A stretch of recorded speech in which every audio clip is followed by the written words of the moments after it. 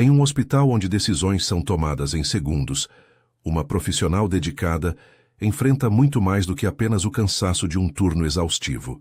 A chegada de um homem poderoso transforma um simples corredor em palco de humilhação, injustiça e um erro que não poderá ser desfeito. O que parecia ser apenas mais um abuso de autoridade revela aos poucos conexões ocultas e forças silenciosas prestes a agir. E quando tudo desmorona, fica claro que algumas pessoas nunca estiveram tão sozinhas quanto acreditavam, e outras nunca estiveram tão protegidas. Antes de conhecer essa história intensa de queda, poder e consequências, prepare-se. Nem todo silêncio é fraqueza. E nem toda vingança precisa ser anunciada. O plantão das 6 da manhã no Instituto Paulista de Excelência Médica começava sempre da mesma forma, com o cheiro de álcool 70 misturado ao café fraco da copa dos enfermeiros, com o barulho metálico dos carrinhos de medicação deslizando pelo corredor da UTI geral, e com a voz de Renata Souza organizando o mundo ao seu redor antes que o mundo tentasse desorientá-la. Era um ritual que ela havia construído ao longo de 11 anos naquela unidade, tijolo por tijolo, turno por turno, até que se tornasse parte da estrutura invisível daquele lugar. Tão essencial quanto as paredes e tão discreta quanto o ar que circulava pelos corredores climatizados do quarto andar.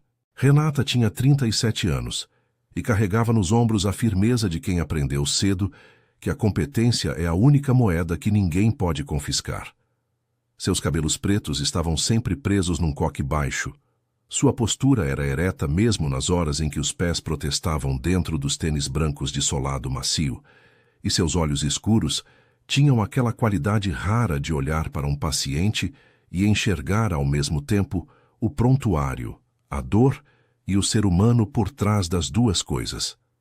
Era essa capacidade, mais do que qualquer diploma na parede, que fazia com que médicos residentes a procurassem quando estavam em dúvida e que familiares em desespero se acalmassem apenas ao ouvir a segurança com que ela pronunciava cada explicação. Naquela manhã de terça-feira, enquanto realizava a passagem de plantão com a equipe noturna, havia um detalhe que qualquer observador atento teria notado. O jeito como ela apoiava a mão esquerda na beira da bancada, com uma leveza calculada, como se precisasse de um ponto de equilíbrio discreto. A barriga já volumosa sob o uniforme azul petróleo bem ajustado marcava os 8 meses de uma gravidez que ela havia conduzido com a mesma discrição com que conduzia tudo em sua vida. Ela não havia anunciado a gestação em nenhuma rede social, não havia organizado chá de bebê, não havia respondido às perguntas sobre o pai, além de um sorriso cordial que não confirmava nem negava nada. Era assim com Renata. Ela existia inteiramente dentro do hospital e quase não existia fora dele, pelo menos não de um jeito que os colegas pudessem rastrear.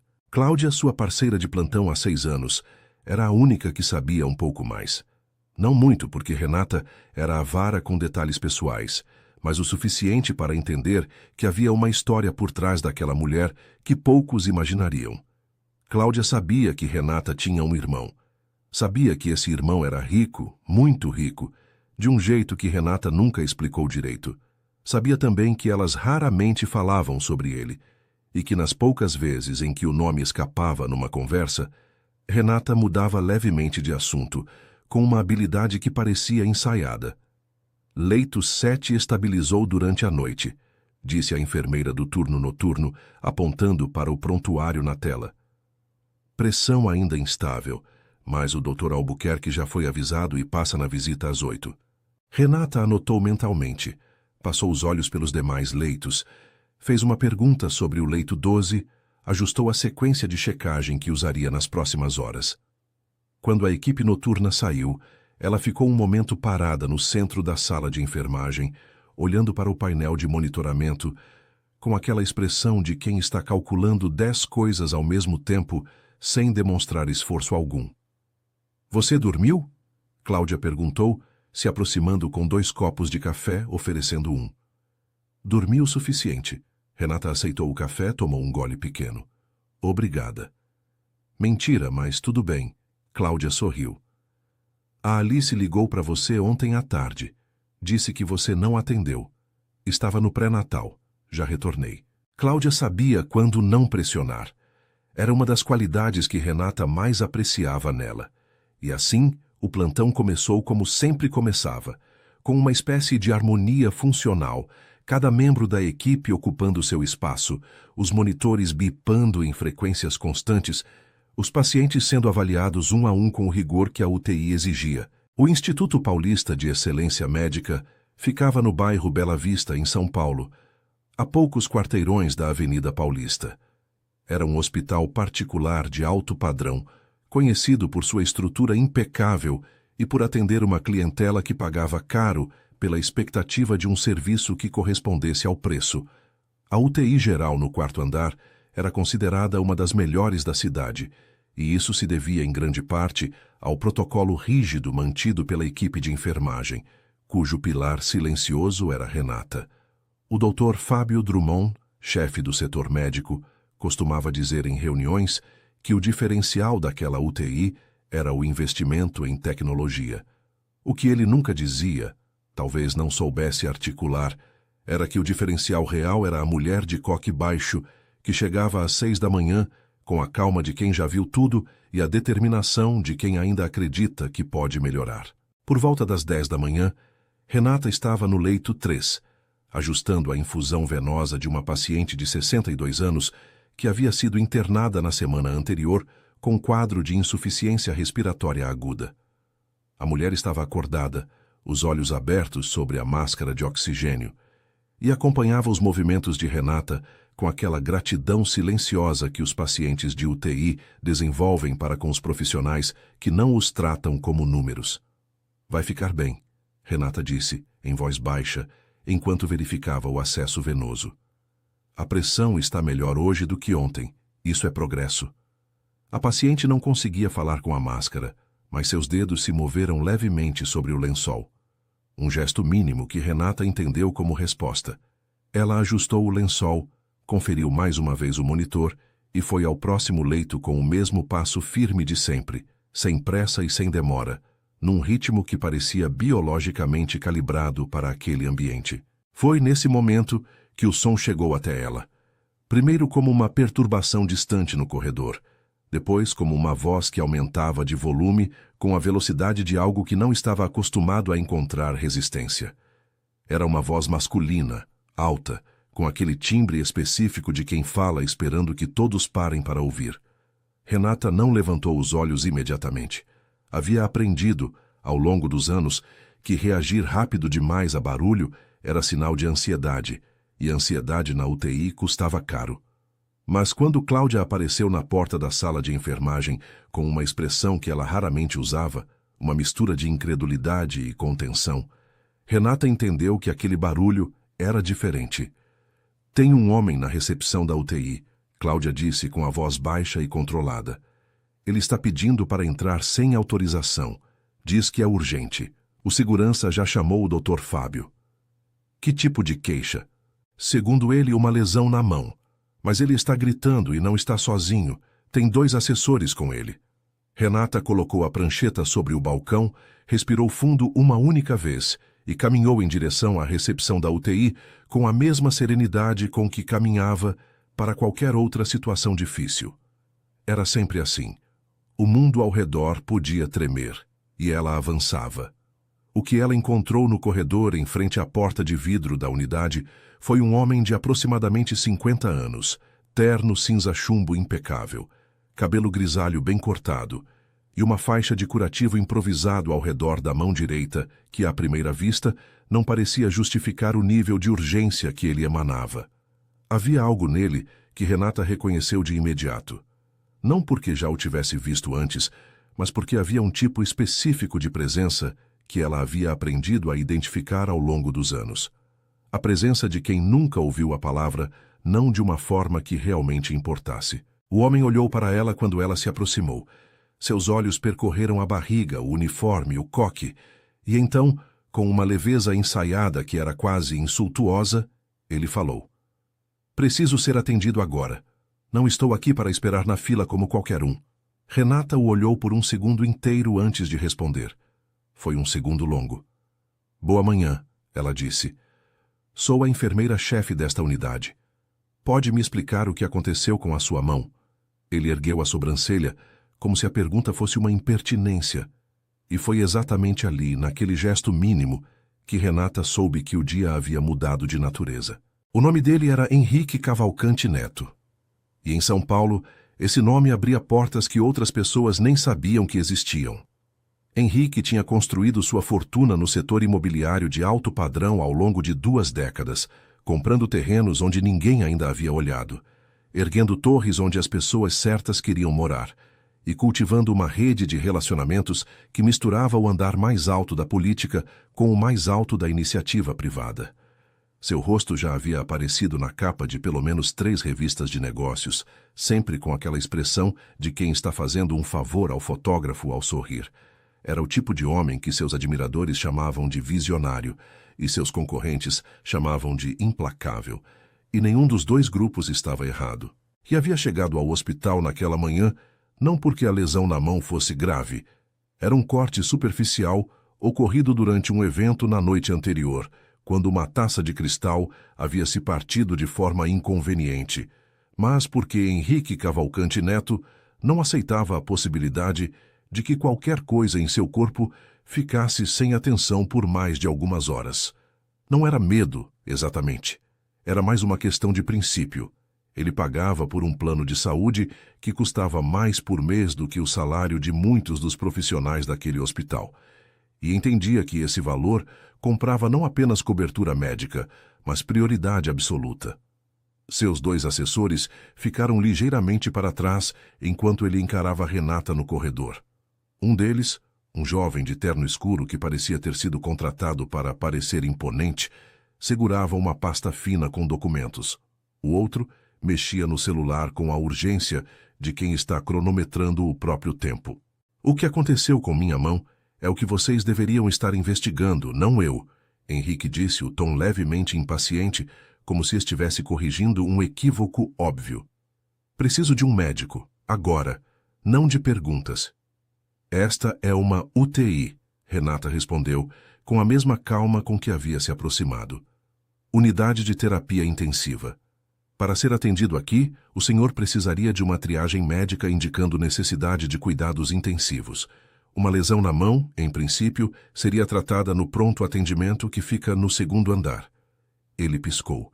Era um piscar lento, calculado, o tipo de reação de quem está processando uma informação que não esperava receber. Eu não vim aqui para o pronto atendimento, e disse. Eu vim aqui porque conheço o Dr. Drummond pessoalmente, e ele me disse que poderia me receber. O Dr. Drummond é o chefe do setor médico desta UTI, Renata disse. Ele pode orientar o senhor a respeito do fluxo de atendimento, mas isso não muda o protocolo desta unidade. Houve uma pausa. Henrique olhou para ela de uma forma diferente desta vez, como se estivesse recalibrando alguma coisa. Havia mulheres que recuavam quando ele olhava assim. A maioria, na verdade. Renata não recuou. Vou precisar que o senhor aguarde na área de recepção enquanto verificamos a disponibilidade do Dr. Drummond. Ela continuou, já se virando levemente para indicar a direção. Um de nossos técnicos pode avaliar a lesão enquanto isso e verificar se há necessidade de encaminhamento. Não vou aguardar em lugar nenhum. A voz de Henrique havia mudado sutilmente, perdido a camada de afabilidade forçada, revelando algo mais direto embaixo. Sabe quanto esse hospital recebe do meu plano por ano? Sabe quantos equipamentos foram doados por iniciativas que eu apoiei?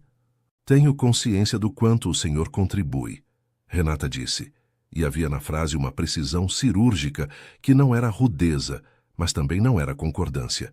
E isso não altera o protocolo desta unidade. O assessor de pasta se aproximou um passo. Talvez possamos resolver isso de outra forma. O Dr. Drummond pode ser chamado agora? Já foi avisado, Cláudia disse, que havia ficado alguns metros atrás e acompanhava a conversa com os ombros levemente tensos. Foram 3 minutos de espera. 3 minutos em que Henrique ficou parado no corredor com a expressão de quem está fazendo um enorme sacrifício apenas por estar de pé, olhando para as paredes brancas da unidade, como se elas o ofendessem por serem brancas e não douradas. Renata voltou para a sala de enfermagem, verificou 2 monitores, assinou uma anotação de evolução e voltou ao corredor quando ouviu o elevador abrir. O Dr. Fábio Drummond tinha 53 anos, cabelo branco penteado com cuidado excessivo e um jeito de andar que era ligeiramente diferente dependendo de com quem estava falando. Com pacientes, era paternalista. Com a equipe de enfermagem, era distante. Com homens como Henrique Cavalcante Neto, era efusivo de uma forma que constrangia quem estava por perto. Henrique! Ele cumprimentou com um aperto de mão e um sorriso que parecia ter sido aquecido especialmente para a ocasião. Que situação, meu Deus, vamos ver essa mão. Finalmente, Henrique disse, e a palavra foi jogada no ar de uma forma que era ao mesmo tempo comentário e acusação. Renata acompanhou a entrada dos 2 para a sala de procedimentos, sem dizer nada. Havia coisas que ela havia aprendido a reconhecer ao longo dos anos. Uma delas era quando uma batalha podia ser evitada com silêncio temporário. Mas havia também uma linha que ela nunca havia cruzado para o outro lado. E essa linha envolvia o que acontecia com os pacientes da unidade enquanto ela estava presente. O Dr. Drummond chamou uma técnica de enfermagem para auxiliar no curativo. Renata ficou no corredor consultando o prontuário digital no tablet, quando ouviu a voz de Henrique elevada novamente, desta vez vinda de dentro da sala. Não, não quero esse curativo. Quero o médico especialista, ortopedia. E quero o exame de imagem feito agora, não em 2 horas. A técnica saiu da sala, com os olhos levemente arregalados. Renata entrou. Henrique estava sentado na maca, com a postura de quem está fazendo um favor ao mobiliário. O Dr. Drummond examinava o corte, superficial, como Renata havia previsto, com uma expressão que tentava equilibrar a cordialidade com o profissionalismo. Posso solicitar o ortopedista de plantão, o Dr. Drummond estava dizendo. Embora pela avaliação inicial não haja comprometimento de estruturas profundas, não me importa a avaliação inicial. Importa o que o especialista vai dizer. Henrique virou a cabeça e encontrou Renata na porta. Ah, ela de novo. Renata não respondeu ao tom. Dr. Drummond, o leito 9 precisou de ajuste no protocolo de sedação, quando o senhor puder. Daqui a pouco, Drummond disse sem olhar para ela. Com licença, Henrique disse, e havia algo novo na voz agora. Uma carga deliberada, como quem está escolhendo as palavras para um efeito específico. Você poderia aguardar do lado de fora? Adultos estão conversando aqui. O silêncio que se seguiu durou talvez 2 segundos. Cláudia, que havia chegado à porta atrás de Renata, ficou absolutamente imóvel. Renata olhou para Henrique com uma expressão que não era raiva. Era algo mais frio e mais preciso do que raiva. Esta é minha unidade, ela disse. E enquanto eu estiver aqui, o protocolo desta unidade será seguido por todos, independentemente de quem seja. Henrique se levantou da maca. Era mais alto do que parecia sentado e usou essa altura de uma forma que claramente havia funcionado antes em outros contextos. Você sabe com quem está falando? Sei, Renata disse. Sei também que há 12 pacientes em estado crítico nesta unidade que dependem de uma equipe concentrada. Peço que mantenha o tom adequado a este ambiente. O Dr. Drummond se mexeu levemente, desconfortável. Um dos assessores apareceu na porta. E Henrique Cavalcante Neto fez algo que ninguém ali esperava. Ele sorriu. Era um sorriso de quem havia tomado uma decisão. Vou lembrar de você, ele disse. E havia na frase um peso que não era elogio. Renata já havia se virado para sair quando a voz de Cláudia chegou, cortada, de trás dela. Ela se virou. E viu. Henrique havia se levantado completamente da maca e estava de pé a menos de 1 metro dela. O que aconteceu depois foi rápido demais para que qualquer pessoa presente pudesse intervir. A mão dele, a mão não machucada, se moveu em um arco curto e preciso, e o estalo ecoou pela sala com uma clareza que pareceu sugar todo o outro som do ambiente. O calor na bochecha esquerda de Renata era real. O silêncio que veio depois era ensurdecedor. O que Renata sentiu nos segundos imediatamente seguintes não foi dor, exatamente. A dor viria depois, mais tarde, quando o calor cedesse e o nervo terminasse de registrar o que havia acontecido. O que ela sentiu primeiro foi uma espécie de clareza absoluta, como se o impacto tivesse varrido todas as camadas desnecessárias do momento e deixado apenas o essencial. Ela estava de pé, o filho que carregava estava bem, e havia 3 testemunhas na sala. Ela não recuou, não levou a mão ao rosto. Olhou para Henrique Cavalcanti Neto com a mesma expressão com que havia olhado para ele desde o começo, fria, precisa, sem o menor tremor, e disse em voz baixa e absolutamente controlada: "Isso foi um erro." Henrique pareceu surpreso com a reação, ou melhor, com a ausência de reação. Havia esperado lágrimas, ou gritos, ou alguma forma de colapso que lhe devolvesse o controle da situação. O que ele encontrou foi uma mulher que o olhava como se ele fosse um dado clínico desagradável, e não uma ameaça. Cláudia já havia saído correndo. O assessor de pasta estava parado na porta, com a expressão de quem acabou de perceber que pisou em algo que não tem como limpar facilmente. O Dr. Drummond, e esta seria a imagem que Renata revisitaria muitas vezes nas semanas seguintes, estava encostado na bancada lateral, com os braços ligeiramente cruzados, olhando para a cena com uma expressão que não era horror. Era cálculo. Renata saiu da sala. Caminhou pela UTI com o mesmo passo de sempre. Entrou na sala de enfermagem. Sentou-se na cadeira da escrivaninha central e ficou imóvel por exatamente 30 segundos. Era um exercício que havia desenvolvido ao longo dos anos para situações em que o corpo queria reagir de uma forma que a mente precisava avaliar primeiro. 30 segundos. Depois disso, ela teria clareza suficiente para saber o que fazer. Quando os 30 segundos acabaram, ela pegou o telefone e ligou para o setor de gestão hospitalar. A coordenadora administrativa, uma mulher chamada Patrícia, que Renata conhecia há anos, atendeu no segundo toque. "Preciso registrar formalmente uma ocorrência", Renata disse, com voz firme. "Agressão física a funcionária em serviço. Testemunhas presentes. Preciso do protocolo de registro imediato." Houve uma pausa curta. "Renata, o que aconteceu?" "Registra primeiro. Depois eu explico." A tarde que se seguiu foi uma sucessão de eventos que Renata viveu com a dissociação controlada de quem sabe que só poderá processar tudo mais tarde. O boletim de ocorrência foi registrado com a presença de Cláudia como testemunha principal e de uma técnica de enfermagem que havia passado pela porta da sala no momento exato do ocorrido. A marca na bochecha de Renata foi fotografada pelo setor de saúde ocupacional.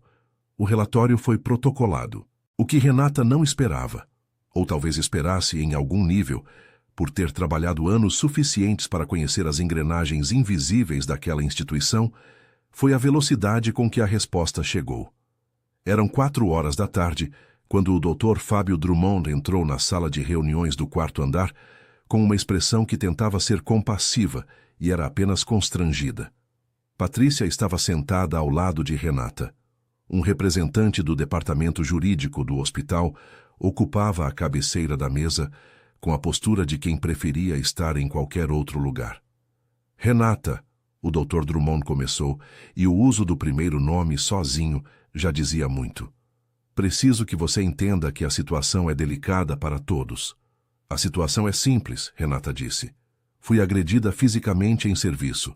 Há registro, há fotos, há testemunhas." Há também, o representante jurídico disse, com a cautelosa neutralidade dos que aprenderam a soar neutros enquanto dizem coisas muito específicas, uma declaração do Sr. Cavalcanti afirmando que houve um mal-entendido durante um momento de agitação que ele lamenta profundamente e que está disposto a... Um mal-entendido? A voz de Patrícia subiu um tom antes que ela conseguisse controlar. "Deixa ele terminar", Renata disse, sem tirar os olhos do representante. "O Sr. Cavalcanti está disposto a uma composição extrajudicial que inclui uma compensação financeira significativa, desde que o incidente seja tratado como encerrado internamente." O silêncio durou alguns segundos. "E o hospital está considerando isso?", Renata disse. Não era uma pergunta. O Dr. Drummond abriu a boca. Fechou. Abriu de novo. Renata, o Sr. Cavalcanti tem uma relação de longa data com esta instituição. Há projetos em andamento, parcerias que... Ele me agrediu na presença de testemunhas enquanto eu estava grávida de 8 meses, Renata disse. E pela primeira vez, havia algo além da calma na voz. Não raiva, mas uma precisão que era ainda mais cortante. Isso é o que aconteceu.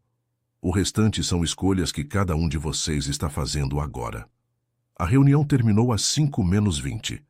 Às 5:10, Renata recebeu um documento impresso trazido por uma assistente administrativa que não conseguiu sustentar o olhar enquanto entregava o envelope. Era uma carta de rescisão imediata de contrato, assinada pelo Dr. Fábio Drummond como representante institucional, com base em um parágrafo que invocava conduta inadequada com visitante e comprometimento do ambiente institucional. Renata leu a carta 2 vezes, depois dobrou o papel com cuidado, colocou dentro da bolsa e foi até o armário de vestiário buscar seus pertences pessoais. Cláudia a encontrou no corredor com os olhos vermelhos, claramente tendo chorado nos últimos 20 minutos. Renata, isso é um absurdo. Eu vou testemunhar. Eu juro que... Eu sei que vai, Renata disse, e colocou a mão no braço da amiga por um segundo. Cuida dos meus pacientes. E você? Vou cuidar do que precisa ser cuidado. O elevador desceu com ela em silêncio. O hall do térreo estava movimentado como sempre, pessoas entrando e saindo com aquela indiferença urbana que São Paulo pratica com perfeição. Renata cruzou as portas automáticas e parou na calçada da rua Dona Adma Jafet, olhando para o trânsito na direção da Paulista. Ela havia trabalhado naquele hospital por 11 anos. Havia construído uma reputação que nenhuma demissão apagaria do ponto de vista profissional, mas que o mercado levaria tempo para reabsorver, especialmente com uma ação judicial pendente e as contas bancárias que descobriria mais tarde naquela noite, ao tentar fazer um pagamento pelo aplicativo, haviam sido bloqueadas preventivamente em função de uma medida cautelar solicitada pelo advogado de Henrique Cavalcanti Neto. Um movimento rápido demais para ser reativo, planejado.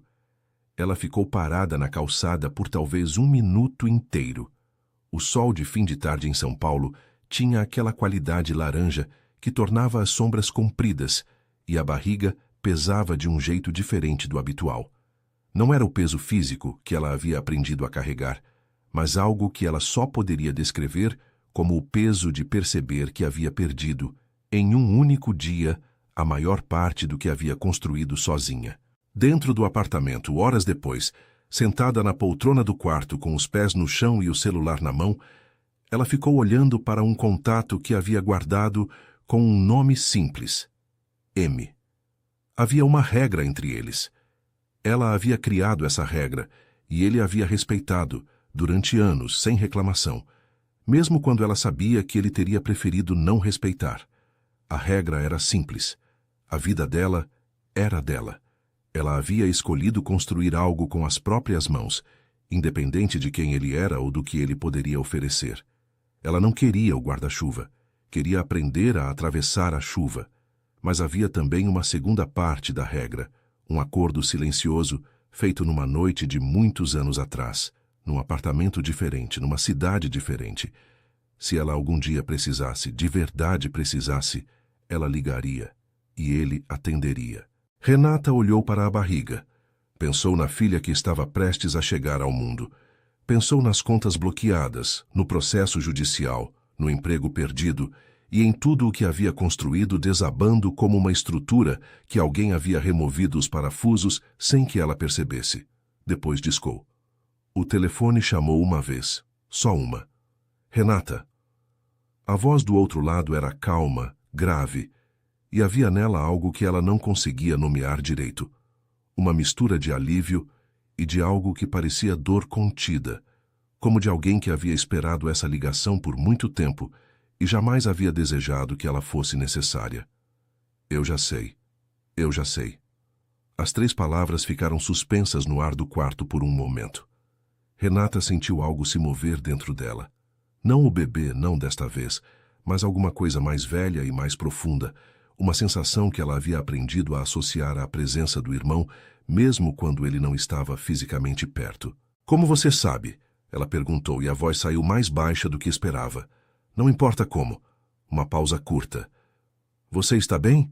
O bebê está bem? Estamos bem. Ela ajustou a posição na poltrona, colocando os pés no puff baixo que havia comprado especificamente para os últimos meses de gestação. Marcelo, minhas contas estão bloqueadas. Tenho um processo. Não tenho emprego. Eu sei. Você sabia antes de eu ligar. Não era uma acusação. Era uma constatação. E havia uma diferença enorme entre as duas coisas. Uma diferença que os dois haviam passado anos negociando em silêncio. Sim, ele disse. E você esperou eu ligar. Era a única coisa certa a fazer. Mais uma pausa. Você construiu uma vida que era sua. Eu não ia entrar nela sem ser chamado. Renata fechou os olhos por um segundo. Havia coisas que ela poderia dizer. Sobre os anos em que havia mantido distância deliberada, sobre as escolhas que havia feito para ser Renata Souza, a enfermeira, e não a irmã de Marcelo Souza, seja lá o que isso significasse para o mundo que o rodeava. Mas não era o momento para isso. Preciso que você me ajude a desbloquear as contas, ela disse. E preciso de um advogado. A doutora Viviane Lopes vai ligar para você amanhã às 9 da manhã. Ela é a melhor que existe para esse tipo de situação. As contas estarão operacionais até amanhã ao meio-dia. A velocidade com que ele respondeu dizia tudo. Ele já havia pensado nisso. Provavelmente havia pensado nisso antes mesmo de ela ligar. Marcelo. Sim. O que você vai fazer? A pergunta ficou no ar por alguns segundos. Quando a resposta veio, foi cuidadosa. Não evasiva, mas cuidadosa, como alguém que escolhe cada palavra com a consciência de que elas importam. Vou fazer o que precisa ser feito, da forma certa, sem que você precise se envolver. Quero saber. Você vai saber, quando estiver resolvido. Ela poderia ter pressionado. Em outros momentos teria, mas havia algo no tom dele, a mesma qualidade que ela havia notado desde sempre na voz do irmão, uma espécie de peso calmo que sugeria que as coisas já estavam em movimento, que as engrenagens já giravam, que a fez perceber que pressionar não mudaria nada. Marcelo era assim desde que ela conseguia se lembrar. Quando ele dizia que algo seria feito, era feito. Quando dizia que seria da forma certa, era da forma certa. Não quero violência, ela disse. Nunca foi assim, ele respondeu. E havia na voz uma firmeza que não precisava de explicação. Eles falaram por mais alguns minutos, sobre o bebê, sobre o apartamento, sobre se ela precisava de algo imediato. Quando desligou, Renata ficou parada com o telefone no colo por um longo tempo, olhando para a janela escura onde as luzes da cidade criavam aquele padrão familiar de São Paulo à noite, uma infinidade de pontos luminosos que de longe parecia ordenada e de perto era puro caos funcional. Ela não sabia tudo sobre a vida de Marcelo. Havia coisas que ele nunca havia explicado e que ela havia aprendido a não perguntar, não por medo, mas por uma espécie de acordo tácito que respeitava os limites de cada um. O que ela sabia era que o irmão havia construído, ao longo de muitos anos, uma influência que não se media em cargos ou títulos. Não era político, não era empresário no sentido convencional. Era algo mais difícil de nomear. Alguém que conhecia as conexões invisíveis entre as coisas e sabia como tocá-las no lugar certo. Ela foi dormir mais tarde do que deveria e acordou às 6 da manhã com o hábito de quem passou 11 anos sendo puxada para a realidade pelo alarme do plantão.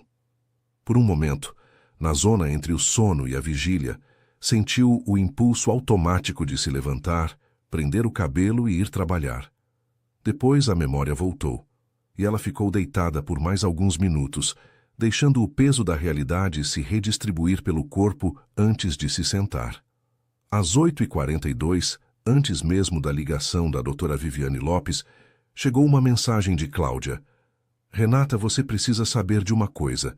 Tem mais 3 pessoas aqui que estão dispostas a dar depoimento formal, inclusive a Nair, do noturno, que estava passando pelo corredor. Ninguém aqui concorda com o que foi feito com você. Renata leu a mensagem 2 vezes. Respondeu. Obrigada. Vou precisar de vocês. Às 9 em ponto, o telefone tocou com um número de São Paulo que ela não reconhecia. Doutora Viviane Lopes, disse a voz do outro lado. Objetiva, clara, com aquele ritmo de quem está acostumado a transformar situações complexas em listas de ações. Fui contratada para representá-la. Já tenho acesso a todos os documentos relevantes.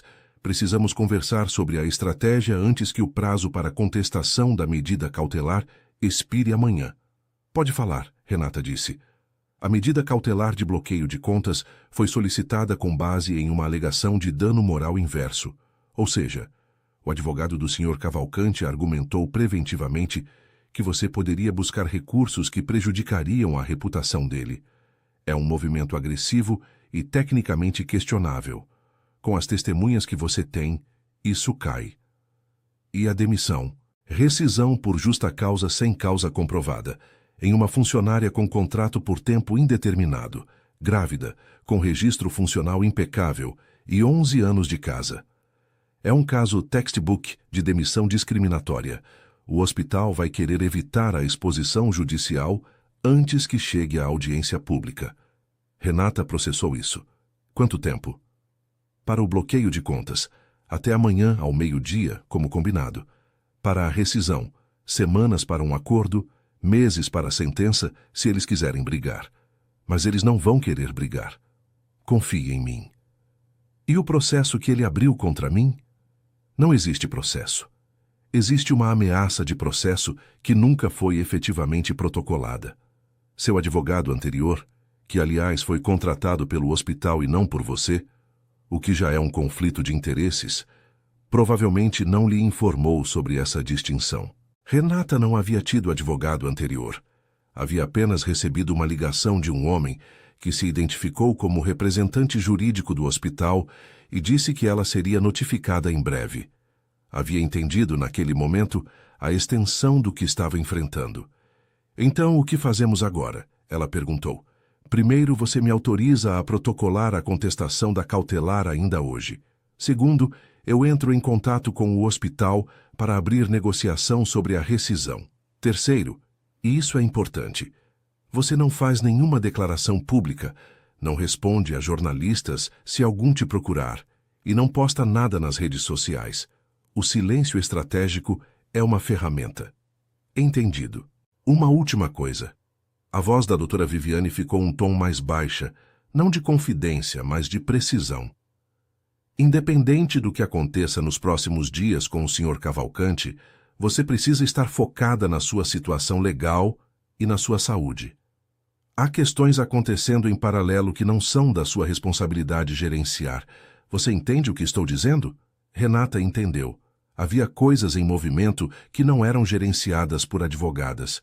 E enquanto a doutora Viviane Lopes construía uma fortaleza legal ao redor de Renata, em algum lugar que ela não poderia ver e não tentaria ver, o irmão que havia respeitado sua distância por anos estava finalmente agindo. Ela colocou a mão sobre a barriga e sentiu a filha se mover, um movimento lento, deliberado, como uma afirmação silenciosa. E pela primeira vez desde a tarde anterior, Renata Souza respirou fundo e deixou o ar sair devagar, sem pressa, sem controle excessivo. Havia uma tempestade chegando, mas desta vez ela não estava do lado errado dela.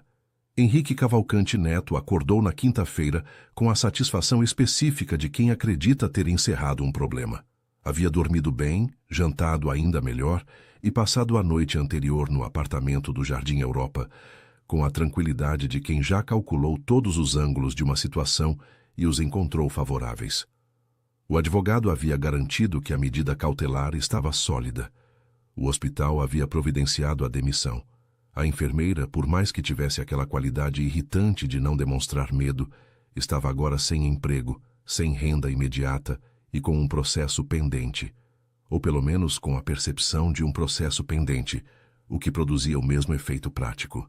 Era o jeito como as coisas funcionavam. Henrique havia aprendido isso muito antes de ter dinheiro suficiente para aplicar o aprendizado. O mundo se organizava em torno de quem tinha mais a perder e de quem podia fazer o outro perder mais rápido. Era uma equação simples e ele havia passado 20 anos sendo muito bom em calculá-la. A reunião do café da manhã com sua equipe de relações institucionais correu normalmente. Havia 3 projetos em andamento: um complexo residencial na chácara Clabin, uma renegociação de terreno na região do Morumbi e um acordo de parceria com um fundo de investimento estrangeiro que estava chegando na fase final de due diligence. Eram movimentos grandes, cada um deles representando centenas de milhões de reais em potencial.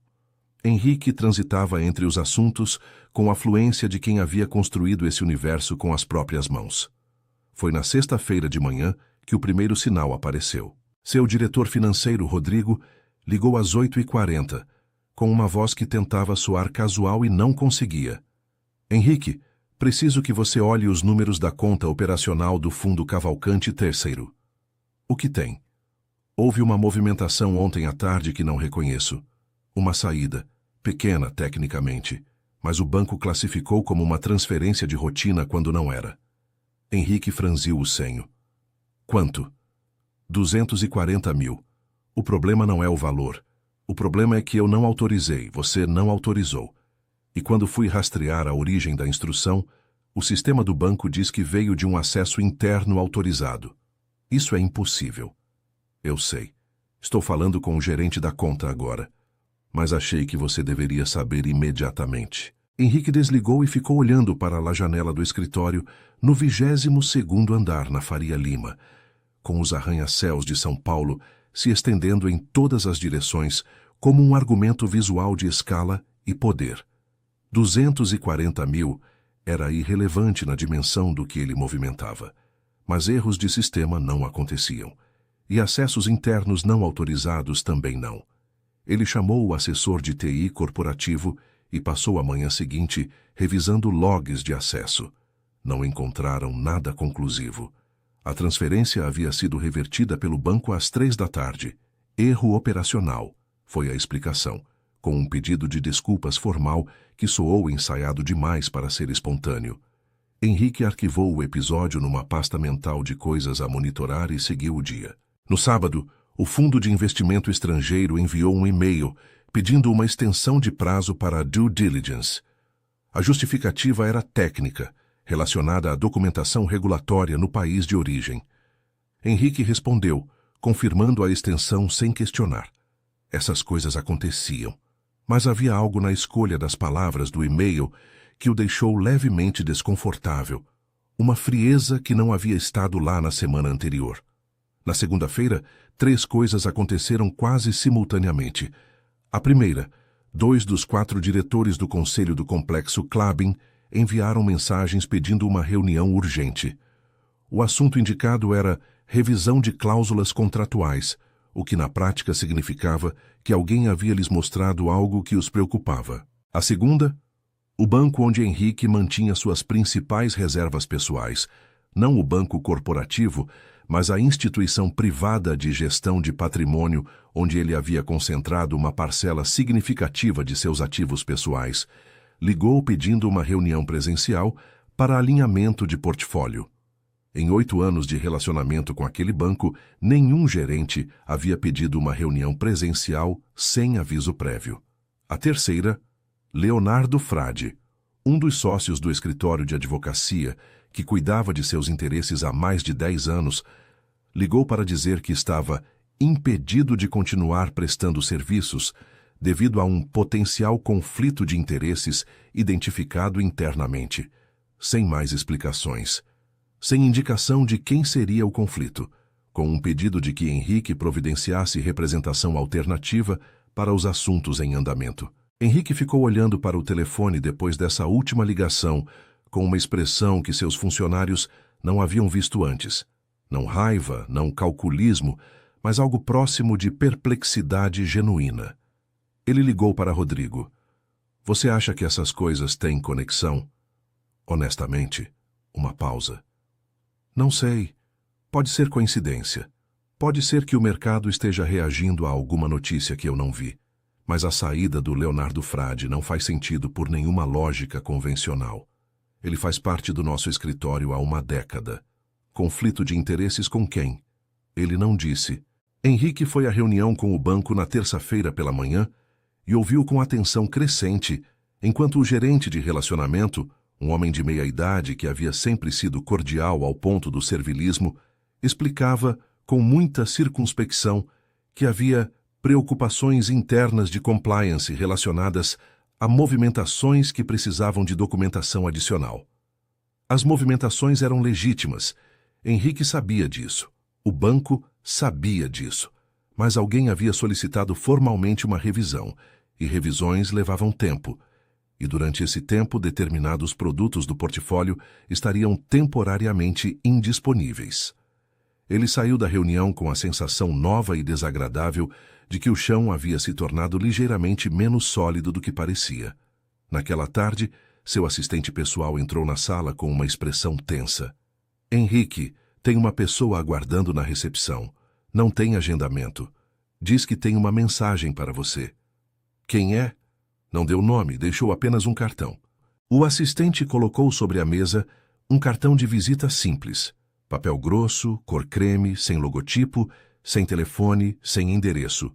Apenas um símbolo impresso no centro, um círculo com uma linha horizontal atravessando-o, simples e geométrico, que não correspondia a nenhuma empresa ou identidade visual que Henrique reconhecesse. O que ela disse? Disse apenas que o Sr. Cavalcante saberia o que significa. Henrique ficou olhando para o cartão por um longo momento. Não sabia o que significava. E essa era exatamente a informação mais perturbadora de tudo o que havia acontecido nos últimos dias. Pela primeira vez em muitos anos, havia algo no jogo que ele não havia colocado ali, e não conseguia identificar a origem. Ele mandou chamar a pessoa. Mas quando o assistente voltou, 2 minutos depois, disse que ela havia ido embora. Naquela noite, Henrique Cavalcante Neto ficou acordado até mais tarde do que o habitual, revisando mentalmente cada detalhe das últimas semanas, tentando encontrar uma lógica, uma sequência, um ponto de origem que explicasse por que o mundo ao seu redor havia começado a se comportar de forma ligeiramente diferente, sem que ninguém lhe dissesse por quê.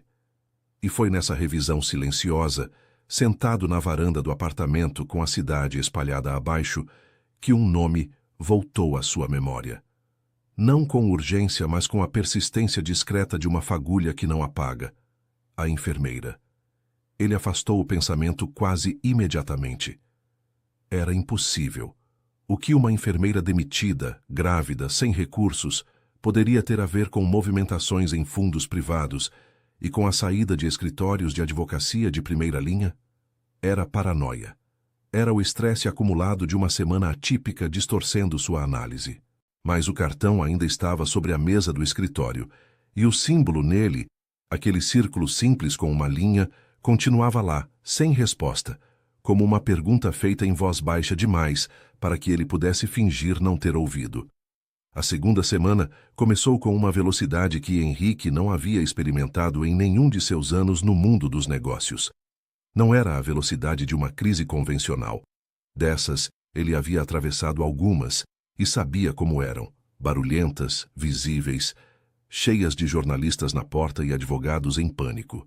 Isso era diferente. Era silencioso.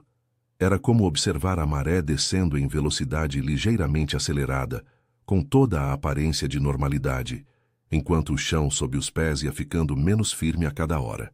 Na segunda-feira, os 2 diretores do Complexo Klabin confirmaram a reunião. Henrique foi preparado com apresentações, com dados, com a confiança de quem sabe que os números estão do seu lado. O que encontrou foram 2 homens que o ouviram com atenção e depois disseram, com uma cordialidade que era claramente um recurso técnico, que precisavam de mais tempo para avaliar o alinhamento estratégico do projeto, com novos parâmetros de governança corporativa, que haviam sido recomendados a eles por uma consultoria externa recentemente contratada. Consultoria externa, recentemente contratada. Henrique pediu o nome da consultoria. Eles forneceram uma empresa que ele não reconhecia, com um site institucional elegante e muito pouco histórico rastreável. O tipo de empresa que existe para existir em documentos e não para ser encontrada. Na terça-feira, o fundo estrangeiro retirou formalmente sua proposta de parceria. O e-mail era breve, formal, sem explicações substantivas e vinha assinado por um advogado que ele nunca havia visto nas negociações anteriores. Rodrigo passou 2 horas tentando contato com os interlocutores de sempre e não obteve retorno de nenhum deles. É como se tivessem trocado toda a equipe de um dia para o outro, Rodrigo disse na ligação da tarde. Havia tensão na voz, não pânico, mas o tipo de tensão que aparece quando um profissional experiente reconhece um padrão que não consegue classificar. Henrique, você tem algum inimigo novo que eu não conheço? Todo mundo nesse mercado tem inimigos. Estou perguntando sobre um inimigo específico. Alguém que tenha tanto acesso a essas esferas que consiga, não sei como descrever exatamente, que consiga fazer as pessoas desaparecerem sem fazer barulho. Henrique não respondeu imediatamente. Estava olhando para o símbolo no cartão creme que havia mantido sobre a mesa, incapaz de jogá-lo fora por uma razão que não conseguia articular racionalmente. Vou fazer algumas ligações, ele disse. As ligações das quartas e quintas-feiras foram reveladoras de um jeito que ele não esperava. Não porque as pessoas dissessem algo explicitamente. Era o oposto. As pessoas que normalmente atendiam imediatamente demoravam mais. As que costumavam ser entusiasmadas eram comedidas. Os que nunca cancelavam reuniões enviavam pedidos de remarcação. E em 2 conversas, uma com um parceiro de negócios de longa data, outra com um investidor que havia participado de 3 projetos nos últimos 6 anos, Henrique teve a sensação clara de que havia algo que a outra pessoa sabia e não estava dizendo. Uma cautela deliberada, como quem foi instruído a não se comprometer. Ele mandou um investigador particular levantar informações sobre a consultoria que havia sido mencionada pelos diretores do Klabin. O retorno chegou em 24 horas. A empresa havia sido constituída há cerca de 4 meses. Tinha sede registrada num endereço comercial de uso compartilhado no Itaim Bibi. E seus sócios nominais eram 3 pessoas físicas sem histórico empresarial relevante. O que havia por trás daqueles sócios, o investigador não conseguiu rastrear. Os instrumentos de participação acionária levavam a outras estruturas que levavam a outras estruturas numa cadeia de camadas que parecia ter sido desenhada especificamente para não terminar em lugar nenhum reconhecível. Na sexta-feira, o Dr. Fábio Drummond ligou para Henrique. Era a primeira vez que o médico tomava a iniciativa de contato desde o episódio no hospital, e a voz dele havia mudado de forma significativa desde a última vez. Havia sumido a efusividade, o sorriso audível, e o que restava era algo que soava muito parecido com medo disfarçado de profissionalismo. Henrique, precisamos conversar sobre o hospital. O que sobre o hospital? Houve uma proposta de aquisição, uma oferta formal para a compra do controle acionário do Instituto Paulista. Pelo valor que estão oferecendo, o conselho vai aceitar. Henrique ficou imóvel. Quem está comprando? É uma holding.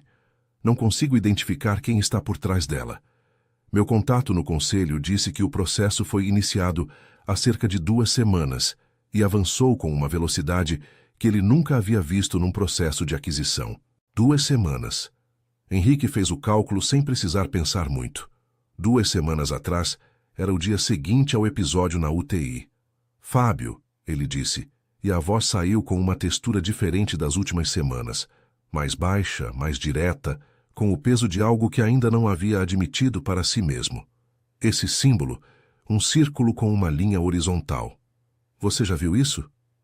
Uma pausa. Onde você viu isso? Num cartão. Alguém deixou na minha recepção. Outra pausa, mais longa. Henrique, eu preciso te dizer uma coisa. A voz do médico desceu ainda mais. Depois do que aconteceu com a Renata, depois da demissão, 2 membros da equipe médica me procuraram dizendo que haviam recebido contatos de um escritório de advocacia que não reconheciam, querendo coletar depoimentos formais sobre o episódio. Eu não dei atenção na época. Agora estou me perguntando se deveria. Isso é a irmã dela. Ela contratou uma advogada. Henrique. A voz de Drummond ficou ainda mais baixa, e havia nela agora algo que se aproximava de uma revelação desconfortável. Você pesquisou quem é a Renata Souza, não como enfermeira, como pessoa, Quem é a família dela? Havia uma qualidade estranha na pergunta. Como se Drummond soubesse algo que havia demorado demais para compartilhar. Por que você está me perguntando isso agora? Porque eu pesquisei. Ontem, depois do contato desse escritório. Uma pausa significativa. O sobrenome Souza é comum demais para rastrear sozinho. Mas quando você associa à cidade natal dela, Curitiba, ela mencionou uma vez num congresso, e ao irmão que ela tem, que ela nunca apresentou a ninguém aqui, e ao fato de que em Curitiba há uma família com esse sobrenome, que está associada a um nível de influência que não aparece em nenhuma publicação porque foi construído deliberadamente fora dos holofotes. Fábio. A voz de Henrique saiu cortante. Fala direto. O irmão dela. Mais uma pausa. Eu acho que é o Marcelo Souza. O nome ficou no ar. Henrique não respondeu imediatamente porque estava processando. E processar levou mais tempo do que era habitual para ele, porque o nome Marcelo Souza pertencia a uma categoria de informações que ele havia sempre recebido, de forma fragmentada, indireta, como se as pessoas que o mencionavam não quisessem dar a ele peso demais. Era o tipo de nome que aparecia em conversas sussurradas entre pessoas que sabiam como as coisas realmente funcionavam. Não em jornais, não em processos, não em nenhuma superfície visível da vida pública, mas em certos círculos, em certos momentos, quando alguém queria explicar por que algo havia acontecido de uma forma que não fazia sentido por nenhum caminho convencional, o nome aparecia, sempre como contexto, nunca como protagonista, e agora estava associado à mulher que ele havia agredido numa UTI em uma manhã de terça-feira. Você tem certeza? Henrique perguntou. Não tenho certeza de nada, Drummond disse. Mas o círculo com a linha no cartão que você recebeu, alguém aqui da equipe reconheceu. É o símbolo que representa uma promessa cumprida em determinados contextos que esse nome frequenta. Henrique desligou o telefone devagar, com uma precisão que era o oposto da agitação que tomava conta do resto do seu corpo. Ficou olhando para o cartão sobre a mesa. Depois, olhou para o telefone. Depois, para a janela. E pela primeira vez em muitos anos, Henrique Cavalcante Neto sentiu o chão sob seus pés desaparecer de verdade. A reunião foi solicitada por Henrique. Era importante que isso ficasse registrado, que havia sido ele a pedir o encontro, não o contrário. Em algum nível que ele não conseguiria admitir em voz alta, esse detalhe importava. Era a última coisa que ainda parecia uma escolha. O endereço foi enviado por mensagem de um número que apareceu no telefone de Henrique numa manhã de segunda-feira, exatamente 3 semanas após o episódio na UTI. Era um escritório no Itaim Bibi, num edifício corporativo discreto, sem placa na entrada além do número do andar. Henrique foi com um assessor e um advogado substituto que havia contratado às pressas depois da saída de Leonardo Frade. Quando chegaram ao 13º andar e as portas do elevador se abriram, o assessor e o advogado foram educadamente informados por um funcionário que aguardassem na sala de espera. Apenas Henrique seguiu adiante. A sala para a qual foi conduzido era ampla, com janelas do piso ao teto que enquadravam São Paulo num panorama que em outros contextos seria impressionante. Era mobiliada com uma contenção que parecia proposital, nada excessivo, nada desnecessário, cada elemento no lugar certo com a qualidade de quem não precisa demonstrar nada. Henrique reconheceu isso instintivamente, porque havia aprendido ao longo de sua carreira que as pessoas que precisavam mostrar poder o mostravam nas paredes e no mobiliário, e as que realmente o detinham preferiam o silêncio das superfícies neutras. Marcelo Souza estava de pé perto da janela quando Henrique entrou.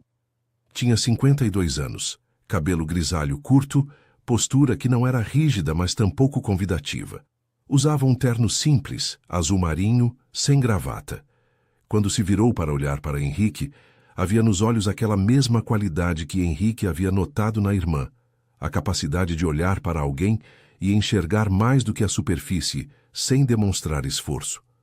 Os dois homens se olharam por um momento. "Senhor Cavalcante", Marcelo disse.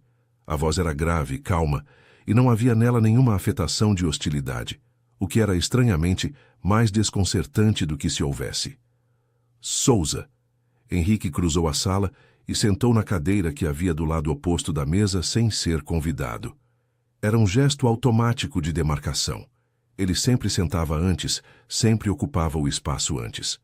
Marcelo percebeu o gesto e não comentou. Sentou do outro lado com a mesma calma de antes. Você pediu essa reunião, Marcelo disse. Você sabe por quê. Quero ouvir você dizer.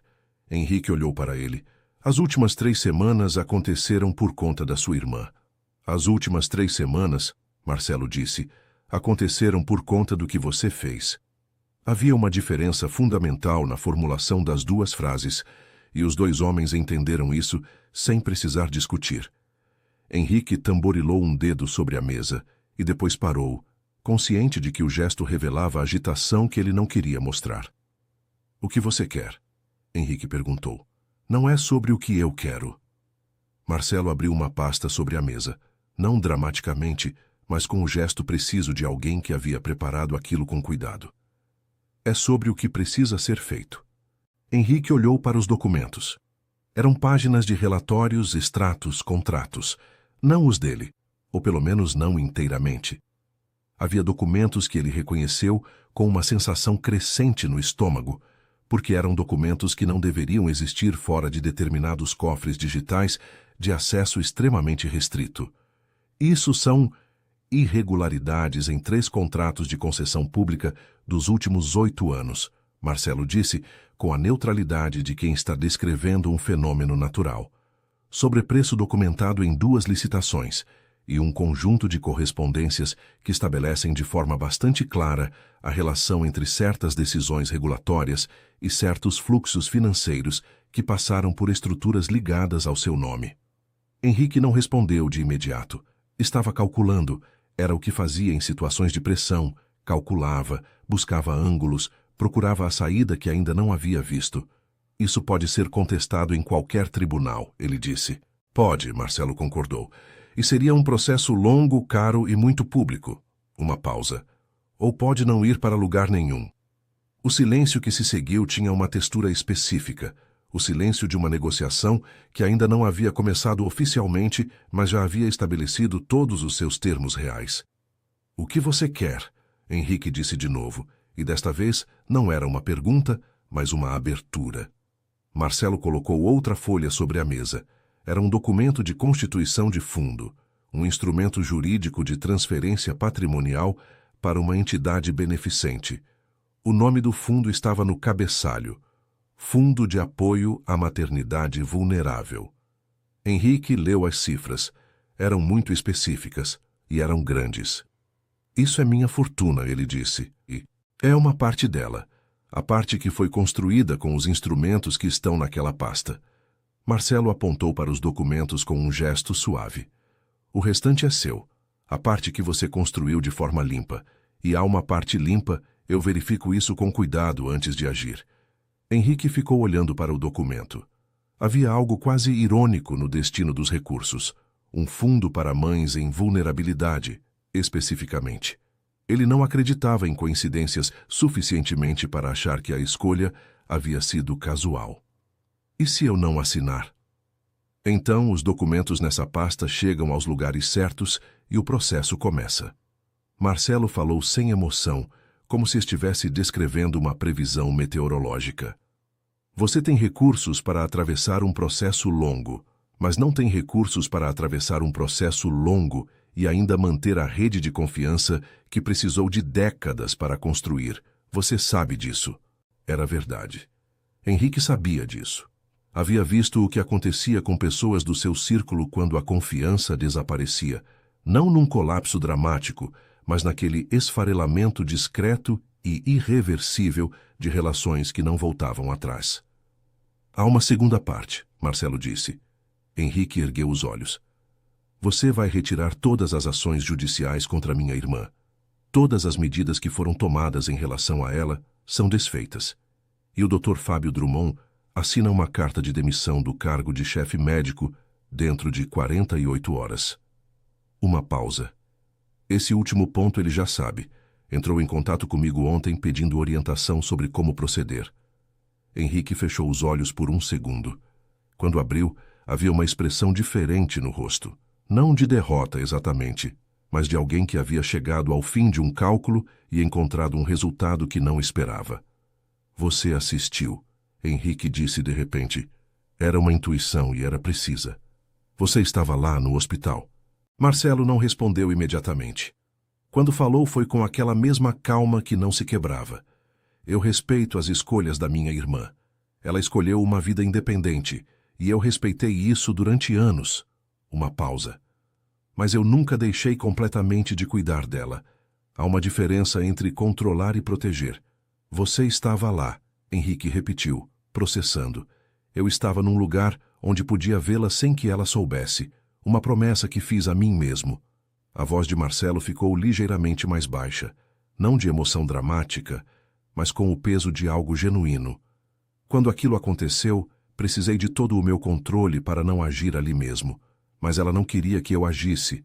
Ela queria resolver com os próprios recursos primeiro. E quando ligou para você, foi quando os próprios recursos foram bloqueados por você. Marcelo abriu as mãos sobre a mesa, num gesto quase filosófico. Você não apenas agrediu uma grávida. Você tentou destruir a vida que ela levou anos construindo com as próprias mãos, independentemente de mim. Isso foi o que não pude deixar passar. Henrique ficou olhando para o documento. Para as cifras. Para o nome do fundo. Para a ironia escolhida com precisão cirúrgica. Depois pegou a caneta que estava sobre a mesa. Colocada ali com antecedência, ele percebeu e assinou. Marcelo recolheu os documentos sem pressa. Se sentiu alguma satisfação, não mostrou. E isso, Henrique pensou, era talvez o sinal mais claro de que havia estado diante de alguém de uma espécie diferente da sua. Uma última coisa, Marcelo disse já se levantando. Minha irmã não sabe os detalhes desta conversa. E não vai saber. Por quê? Porque ela não precisa. Ela ganhou por conta própria. Pela dignidade que manteve quando você tentou destruí-la. O restante é apenas consequência. Henrique ficou sentado na sala, ainda por alguns minutos depois que Marcelo saiu, olhando para os arranha-céus de São Paulo pela janela, tentando encontrar no panorama familiar alguma coisa que ainda parecesse do jeito que havia sido antes. Não encontrou nada diferente lá fora. A cidade era a mesma. Era ele que havia mudado de posição dentro dela, de uma forma que não voltava atrás. A notícia de que o Instituto Paulista de Excelência Médica havia sido adquirido por uma holding chegou à equipe do quarto andar numa reunião convocada pela nova direção administrativa na última semana de outubro. O comunicado foi lido por uma mulher de terno bordô que Cláudia nunca havia visto, com uma precisão que não era fria, era apenas objetiva, como alguém que respeita o tempo das pessoas o suficiente para não ornamentá-lo com floreios desnecessários. A holding se chamava Instituto Souza de Gestão em Saúde. Havia sido constituída havia menos de 6 meses e havia movido o processo de aquisição com uma velocidade que os membros mais antigos do conselho descreveram, em conversas de corredor, como algo que nunca haviam visto em 30 anos de mercado. O preço pago era justo, generoso até, e a nova direção havia confirmado que todos os contratos de trabalho vigentes seriam mantidos, com revisão de cargos e salários programada para o primeiro trimestre seguinte. A única mudança imediata, comunicada na mesma reunião, era a saída do Dr. Fábio Drummond do cargo de chefe do setor médico.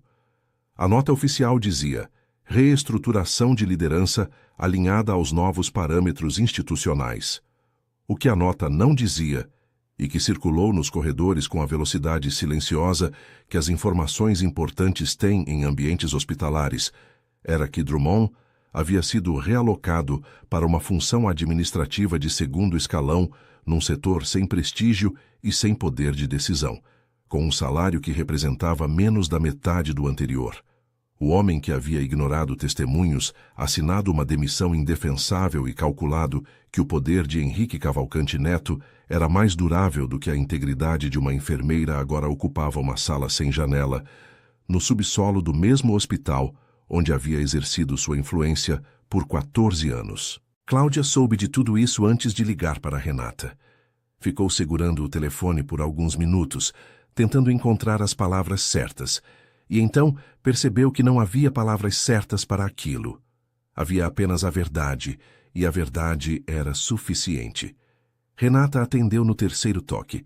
A voz dela estava diferente de quando haviam falado nas últimas semanas, mais descansada, com uma qualidade mais redonda, como de alguém que havia voltado a dormir de forma completa depois de um período de alerta constante. Cláudia. Era quase uma pergunta pela entonação. O hospital mudou de dono, Cláudia disse. E você precisa saber de uma outra coisa também. Ela respirou. Retiram todas as ações contra você.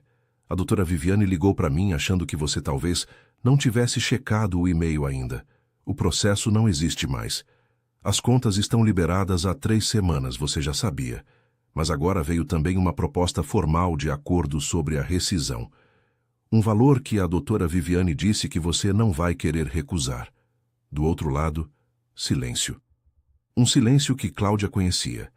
Era o silêncio de Renata processando, aquele intervalo antes de qualquer resposta que significava que ela estava organizando as informações com a mesma precisão com que organizava tudo. E o Drummond? Renata perguntou. Cláudia contou. Ouviu outra pausa. Está bem, Renata disse finalmente. E havia na frase algo que não era frieza nem satisfação, mas uma espécie de encerramento sereno, a qualidade de quem vê uma conta ser acertada sem ter precisado gritar para que isso acontecesse. O que Renata não sabia, e Cláudia também não sabia completamente, era a extensão do que havia acontecido com Henrique Cavalcante Neto nas semanas anteriores.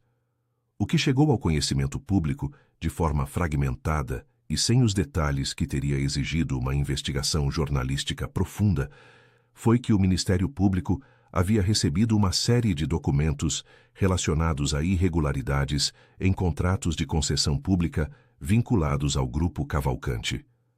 O processo havia sido iniciado de forma regular, por canais legítimos, com provas suficientemente sólidas para que a abertura formal fosse apenas uma questão de tempo. Henrique havia contratado 3 advogados novos em rápida sucessão. Havia tentado mobilizar contatos em esferas que, semanas antes, teria acionado sem dificuldade. E havia descoberto sistematicamente que esses contatos não estavam mais disponíveis da forma que costumavam estar. A fortuna continuava existindo, em parte. A parte limpa, como havia sido especificado com precisão cirúrgica. Mas o Fundo de Apoio à Maternidade Vulnerável havia recebido uma transferência irrevogável que representava a parcela construída sobre terrenos que não suportavam o peso da inspeção. E o nome de Henrique Cavalcante Neto, que havia aparecido em capas de revistas de negócios, agora aparecia em páginas de notícias com um tom diferente, não de escândalo espetacular, mas de declínio gradual e irreversível, que era, na perspectiva de quem entendia como essas coisas funcionavam, muito mais definitivo.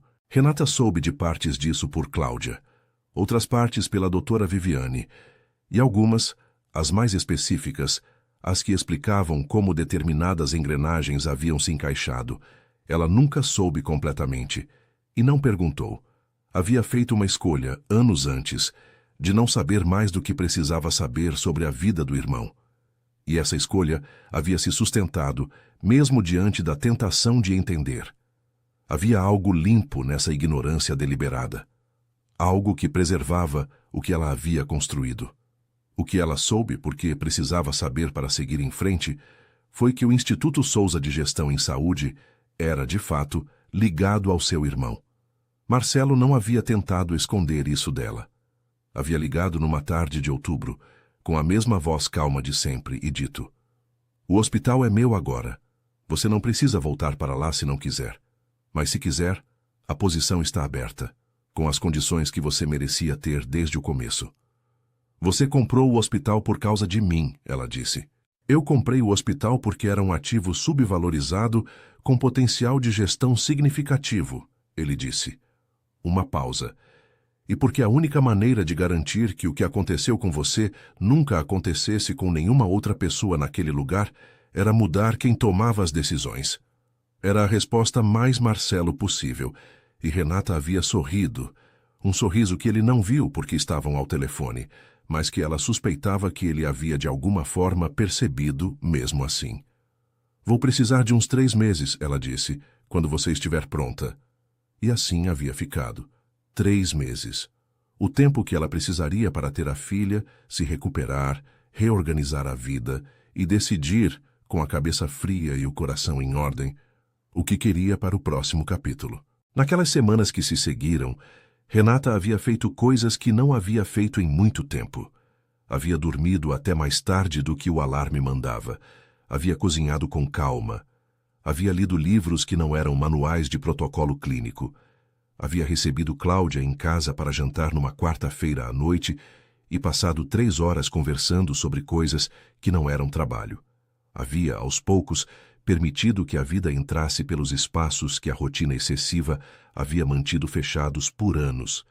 E havia uma tarde específica de céu claro daquele azul paulistano que aparece às vezes em outubro como uma promessa, em que ela havia ficado sentada na varanda do apartamento com uma xícara de chá que havia esfriado sem que ela percebesse, olhando para a cidade e pensando que havia algo que precisava reconhecer para si mesma. Ela havia ganhado, não porque o irmão havia intervindo, embora a intervenção houvesse sido necessária e ela não fosse hipócrita o suficiente para não reconhecer isso. Ela havia ganhado porque havia ficado de pé quando teria sido mais fácil cair, porque havia registrado o boletim quando teria sido mais simples aceitar o silêncio, porque havia mantido a dignidade num momento em que a brutalidade de outro havia tentado convencê-la de que dignidade era um luxo que pessoas em desvantagem não podiam se dar. A filha havia nascido na primeira semana de novembro, num hospital diferente do Instituto Paulista. Uma escolha deliberada de Renata, porque há coisas que precisam de um espaço novo para começar direito. O parto havia sido tranquilo, ou tão tranquilo quanto partos costumam ser. E quando a colocaram nos braços pela primeira vez, Renata havia olhado para aquele rosto e sentido uma coisa que não conseguiu nomear imediatamente. Uma mistura de reconhecimento e de espanto, como de quem encontra algo que havia esperado durante tempo suficiente para já não ter certeza de que viria. O nome que havia escolhido era Clara. Simples, limpo, sem peso excessivo de homenagem ou expectativa. Clara Souza. Um nome que podia ser qualquer coisa. O quarto andar do Instituto Paulista de Excelência Médica havia mudado de jeito difícil de descrever com precisão, mas fácil de perceber. Não eram as paredes. Continuavam brancas, com aquela limpeza clínica que não admite ornamento. Não era o equipamento. Os monitores eram os mesmos, os carrinhos de medicação faziam o mesmo som metálico ao deslizar pelo corredor. Era outra coisa. Era a qualidade do ar, talvez, ou a forma como as pessoas se moviam dentro dele, com menos da tensão comprimida que Cláudia havia aprendido a reconhecer como o estado permanente daquele lugar durante anos de gestão, que priorizava a aparência sobre a substância. A nova direção administrativa havia implementado mudanças que pareciam pequenas isoladamente e eram enormes no conjunto. Um protocolo de registro de ocorrências com canal direto e anônimo para a gestão central, uma política de não tolerância a qualquer forma de pressão sobre decisões clínicas e uma revisão completa da estrutura de cargos que havia elevado 3 enfermeiras seniores a posições de coordenação com remuneração correspondente. Cláudia era uma delas. Quando Renata voltou, foi numa manhã de fevereiro. O sol entrava pelas janelas do corredor com aquela qualidade específica do verão paulistano tardio, forte, direto, sem desculpas, e ela chegou às 6 da manhã com o coque baixo no lugar, os tênis brancos de solado macio e uma filha de 3 meses em casa, aos cuidados de uma pessoa de confiança que Marcelo havia providenciado com a mesma silenciosa eficiência com que havia providenciado tudo o mais. Cláudia a esperava com 2 copos de café. "Bem-vinda de volta", ela disse oferecendo um. "Obrigada." Renata aceitou, tomou um gole pequeno, olhou ao redor com aquela expressão de quem está recalibrando, verificando se o ambiente corresponde à memória e decidindo o que fazer com as diferenças. "É diferente", Renata disse. "É melhor", Cláudia respondeu. E era. Era melhor de uma forma que não apagava o que havia acontecido. Nada apagava, e Renata não tinha interesse em fingir que apagava. mas que tornava o lugar novamente habitável, novamente capaz de ser o que havia sido sempre, na sua melhor versão. Um espaço onde pessoas em fragilidade podiam encontrar cuidado competente e humano, sem que o peso das hierarquias invisíveis distorcesse cada decisão. Renata passou a manhã fazendo o que sempre havia feito, avaliando os leitos com atenção, conversando com pacientes que estavam acordados, organizando os protocolos com a equipe que havia voltado a trabalhar com ela, como se o intervalo houvesse sido apenas um recesso e não uma ruptura. Havia uma técnica nova que ela não conhecia, um residente que a tratou com uma deferência que parecia exagerada, até que ela percebeu que ele havia ouvido a história e a havia processado como se fosse um estudo de caso, sobre o tipo de profissional que valia a pena se tornar. Às 10 da manhã, o telefone vibrou no bolso com uma mensagem de Marcelo. Como está sendo? Ela respondeu com 3 palavras. Como sempre foi. Ele respondeu com um único caractere, um ponto final, que ela interpretou como a versão dele de um sorriso. Era assim com eles. Havia uma distância que preservavam não por frieza, mas por respeito às formas que cada um havia escolhido para existir no mundo. Marcelo não havia entrado na sua vida para ficar. Havia entrado para ajustar o que precisava ser ajustado e recuado de volta para o espaço que sempre ocupara. Presente de uma forma que ela sentia mais do que via, disponível de uma forma que ela esperava nunca mais precisar acionar da mesma maneira. O que havia mudado depois de tudo era algo sutil. Ela havia aceitado que a independência que havia construído não era diminuída por ter pedido ajuda uma vez. Que construir algo com as próprias mãos não significava recusar a mão estendida de quem amava você nos momentos em que as próprias mãos não eram suficientes. Havia uma versão mais jovem de Renata que havia confundido autonomia com isolamento, e essa confusão havia lhe custado anos de uma solidão desnecessária. A versão dela, que havia voltado àquele quarto andar em fevereiro, entendia a diferença. Quanto a Henrique Cavalcante Neto, o processo do Ministério Público havia avançado com a solidez que documentação adequada produz quando chega às mãos certas. Ele havia contratado a melhor defesa disponível com os recursos que ainda tinha, e essa defesa era boa o suficiente para tornar o processo longo. Mas longo não era o mesmo que incerto, e as pessoas que antes orbitavam ao redor do nome Cavalcante haviam aprendido a calcular as probabilidades com a frieza que o mercado exige.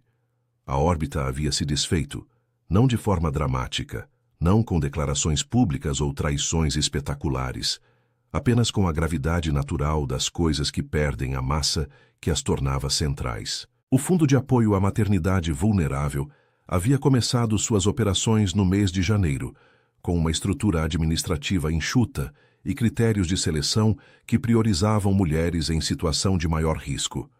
Em março, havia atendido 73 beneficiárias. Em abril, 118. A ironia escolhida com precisão cirúrgica havia se transformado na prática em algo real, em apoio concreto para pessoas que precisavam dele, financiado por recursos que haviam sido extraídos de onde nunca deveriam ter estado. Renata soube disso pela doutora Viviane, que havia acompanhado a constituição do fundo como parte dos acordos legais. E quando soube, ficou um momento em silêncio, processando o contorno específico daquela ironia. Que o homem que havia tentado destruir uma mãe vulnerável havia sido o instrumento involuntário de criar uma estrutura permanente de apoio a tantas outras. Era uma justiça de uma qualidade incomum, não espetacular, não satisfatória da forma que a raiva inicial pedia. Era mais funda do que isso. Era o tipo de resolução que não fazia barulho, mas que ficava. Na tarde daquele primeiro dia de volta, enquanto escrevia as anotações de evolução dos pacientes, Renata parou por um momento e olhou para as suas próprias mãos sobre o teclado. As mesmas mãos que haviam ajustado infusões e verificado monitores por 11 anos. As mesmas mãos que haviam segurado Clara 3 meses antes com o cuidado de quem recebe algo precioso e irrepetível. Ela havia mantido a dignidade, havia mantido os registros, havia ligado para o irmão quando precisou, havia deixado que a advogada fizesse o trabalho que a advogada sabia fazer. Havia descansado quando o corpo pediu. Havia voltado quando estava pronta. E havia trazido de volta para aquele lugar, com os tênis brancos e o coque baixo e os 2 copos de café com Cláudia, a mesma qualidade de presença que havia sido o diferencial real daquele quarto andar durante todos esses anos. Não os equipamentos, não o padrão arquitetônico, mas a capacidade de olhar para uma pessoa em fragilidade e enxergar ao mesmo tempo o prontuário, a dor e o ser humano por trás das 2 coisas. Era isso. Era suficiente. Era, na verdade, mais do que suficiente. Era tudo. Se você chegou até aqui com a Renata, você já sabe que as histórias mais verdadeiras não terminam com explosões. Terminam com alguém voltando para onde sempre pertenceu, mais inteiro do que saiu. Se essa história tocou alguma coisa em você, deixa o like. Ele é simples de dar e significa muito para quem conta essas histórias com cuidado. Inscreva-se no canal para não perder os próximos capítulos de outras vidas que merecem ser contadas. E nos comentários, conta para a gente. Você conhece alguém como a Renata? Alguém que ficou de pé quando o mundo empurrou para baixo? Esse espaço é seu. A gente lê tudo. Fim da história.